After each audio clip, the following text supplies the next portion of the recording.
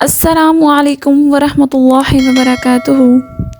ہمارا آج کا درس قرآن کریم کی ان دو صورتوں کے بارے میں ہے جنہیں نبی صلی اللہ علیہ وآلہ وسلم ہر نماز کے بعد اور رات کو سوتے وقت ضرور پڑھا کرتے تھے، اور وہ ہیں قل اعوذ برب الفلق اور قل اعوذ برب الناس۔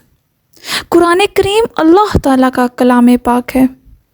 یہ قرآن کریم تمام جن و انس کے لیے ذریعہ ہدایت اور خزینہ رحمت ہے۔ قرآن کریم سیکھنے والوں کے لیے جنت کی راہیں آسان کر دی جاتی ہیں۔ قرآن کریم زہریلے جانوروں کا زہر کا تریاق ہے۔ یہ آسیب و مرگی اور نظر بد زائل کرنے کا 13واں ہدف نسخہ ہے۔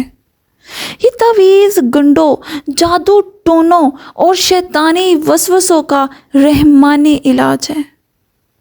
ابلیس لعین سے انسان کو بچانے کے لیے یہ قرآن گارڈ کا کام کرتا ہے۔ یہ قرآن کریم حصول خیر و برکت کا دروازہ ہے۔ یہ اللہ سے اپنی حاجات پوری کروانے کا ذریعہ ہے اور فراوانی رزق کا باعث ہے۔ یہ قرآن دنیاوی و برزخی اور اخروی زندگی کی تمام مشکلات سے نجات کا سبب بھی ہے۔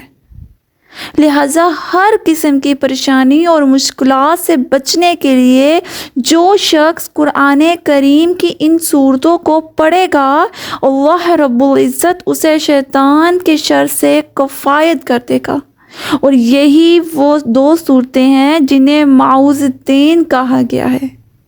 اس کے فضائل و برکات کی اگر ہم بات کریں تو سب سے پہلی بات یہ ہے کہ معوذتین کا مطلب کیا ہے اور اس کے معنی کیا ہیں۔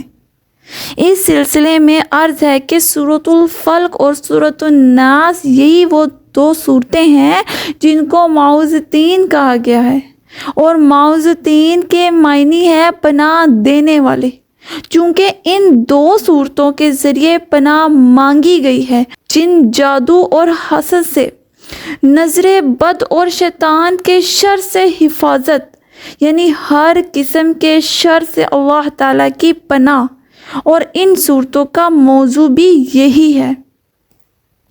جن و نظر بد کا دم اگر دیکھا جائے، حضرت ابو سعید خدری رضی اللہ تعالی عنہ سے روایت ہے، رسول اللہ صلی اللہ علیہ وآلہ وسلم معوذتین کے نزول سے پہلے اپنے الفاظ میں، یعنی جب دعا کیا کرتے تھے تب جنوں اور لوگوں کی نظر بد سے اللہ کی پناہ مانگا کرتے تھے، یہاں تک کہ معوذتین نازل ہو گئی۔ جب یہ نازل ہو گئی تو آپ صلی اللہ علیہ وآلہ وسلم نے ان کے ذریعے سے پناہ مانگنے کو اختیار فرما لیا اور ان کے علاوہ دوسری چیزوں کو چھوڑ دیا۔ قرآن کریم کی یہ دو صورتیں بہت زیادہ فضیلت کی حامل ہیں اور توحید کے بڑے عظیم نکات اور بڑی باریکیوں کو واضح کرتی ہے۔ انہیں دو صورتوں پر کتاب اللہ کا اختتام بھی ہوتا ہے، اور اللہ رب العزت نے ان میں توحید کے بارے میں جوہر بیان فرمائے ہیں جنہیں کوئی صحیح عالم دین ہی پیش کر سکتا ہے۔ یہ دو صورتیں بڑی فضیلت والی صورتیں ہیں۔ رسول اللہ صلی اللہ علیہ وآلہ وسلم کا فرمان ہے کہ قرآن کریم کی یہ چھوٹی چھوٹی صورتیں ہیں لیکن ان کی شان بہت بڑی اور ان کا مرتبہ بہت بلند ہے۔ بعض صورتوں کا مرتبہ بتا دیا گیا اور بعض کا نہیں۔ مثال کے طور پر سورۃ اخلاص کا مقام بتا دیا گیا۔ حضرت ابو سعید خدری رضی اللہ تعالی عنہ سے روایت ہے کہ رسول اللہ صلی اللہ علیہ وآلہ وسلم نے قل هو اللہ احد کے بارے میں فرمایا، قسم ہے اس ذات کی جس کے ہاتھ میں میری جان ہے، بے شک یہ سورۃ اخلاص 1/3 قرآن کے برابر ہے۔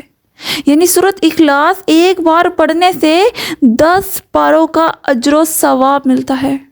حضرت انس رضی اللہ تعالی عنہ بیان کرتے ہیں کہ ایک انصاری صحابی مسجد قباء میں جماعت کرواتے تھے اور ہر نماز کی ہر رکعت کی قرات میں سورۃ اخلاص کی تلاوت کیا کرتے تھے۔ لوگوں نے اللہ کے پیغمبر صلی اللہ علیہ وآلہ وسلم سے ان کی شکایت کی تو نبی اکرم صلی اللہ علیہ وآلہ وسلم نے پوچھا، تم ہر رکعت میں اس سورت کو کیوں پڑھتے ہو؟ اس نے کہا، انی احبھا، مجھے اس سے محبت ہے۔ نبی کریم صلی اللہ علیہ وآلہ وسلم نے ارشاد فرمایا، حبک ایھا ادخلک الجنہ، اس صورت کی محبت کے عوض اللہ تعالیٰ تمہیں جنت میں داخل کر دے گا۔ رسول اللہ صلی اللہ علیہ وآلہ وسلم کی ایک طویل حدیث حضرت عقبہ بن عامر رضی اللہ تعالی عنہ سے مروی ہے کہ میں رسول اللہ صلی اللہ علیہ وآلہ وسلم سے ملا تو آپ صلی اللہ علیہ وآلہ وسلم نے مجھے فرمایا، اے عقبہ، اپنی زبان کو روک، اپنے گناہوں پر آنسو بہا اور اپنے گھر میں بیٹھا رہ۔ حضرت عقبہ بن عامر رضی اللہ تعالی عنہ کہتے ہیں، میں پھر آپ کی خدمت میں حاضر ہوا تو آپ صلی اللہ علیہ وآلہ وسلم نے فرمایا، اے عقبہ، کہ میں تجھے ایسی صورتیں نہ سناؤں کہ ان جیسی صورتیں نہ تورات میں نازل ہوئی، نہ زبور میں، نہ انجیل میں اور نہ فرقان میں۔ پھر فرمایا، سن، تجھ پر کوئی ایسی رات نہ گزر پائے جس پر تو یہ صورتیں نہ پڑھے۔ قل هو اللہ احد یعنی سورۃ اخلاص، قل اعوذ برب الفلق یعنی سورہ فلق، اور قل اعوذ برب الناس یعنی سورہ ناس۔ حضرت عقبہ بن عامر رضی اللہ تعالی عنہ کہتے ہیں کہ مجھے اللہ کے پیغمبر صلی اللہ علیہ وآلہ وسلم نے کچھ نصیحتیں کی، وہ نصیحتیں بھی قابل غور اور قابل فکر ہے، اور خاص طور پر وہ ہمارے اس دور کی ضرورت ہیں۔ نبی اکرم صلی اللہ علیہ وآلہ وسلم نے ارشاد فرمایا، اے عقبہ، تمہارے جو رشتہ دار تم سے تعلق توڑیں تم ان سے تعلق جوڑو، جو تمہیں محروم کریں تم ان کو دو، جو تم پر ظلم کریں تم ان کو معاف کر دو۔ پھر واپس گئے تو فرمایا، اے عقبہ، اپنی زبان پر کنٹرول رکھو، کوئی گناہ ہو جائے تو رویا کرو، اور یہ رونا ندامت کی نشانی ہے۔ نبی اکرم صلی اللہ علیہ وآلہ وسلم کا فرمان ہے، گناہ پر ندامت توبہ ہے۔ زیادہ سے زیادہ اپنے گھر میں رہنے کی کوشش کیا کرو، کیونکہ بازار فتنہ و فساد اور شر کے مراکز ہیں۔ یہاں بے مقصد گھومنے اور جانے کے بجائے زیادہ کوشش یہ کیا کرو کہ اپنے گھر رہا کرو۔ اے عقبہ، یہ 3 صورتیں ہر نماز کے بعد پڑھنا نہ بھولنا، اور رات کو سوتے ہوئے بھی۔ اور وہ 3 صورتیں سورۃ اخلاص، سورہ فلق اور سورہ ناس ہیں۔ حضرت خبیب رضی اللہ تعالی عنہ کہتے ہیں کہ شدید بارش اور تاریکی کی رات میں ہم رسول اللہ صلی اللہ علیہ وآلہ وسلم کو تلاش کرنے نکلے تاکہ آپ صلی اللہ علیہ وآلہ وسلم ہمیں نماز پڑھائیں۔ ہم نے آپ صلی اللہ علیہ وآلہ وسلم کو تلاش کر لیا۔ آپ صلی اللہ علیہ وآلہ وسلم نے دریافت فرمایا کہ تم نے نماز پڑھ لی ہے؟ میں نے کوئی جواب نہ دیا۔ تب آپ صلی اللہ علیہ وآلہ وسلم نے فرمایا، کہہ، میں نے جواب میں کچھ نہیں کہا۔ آپ صلی اللہ علیہ وآلہ وسلم نے پھر فرمایا، کہہ، میں نے پھر بھی کچھ نیا کہا۔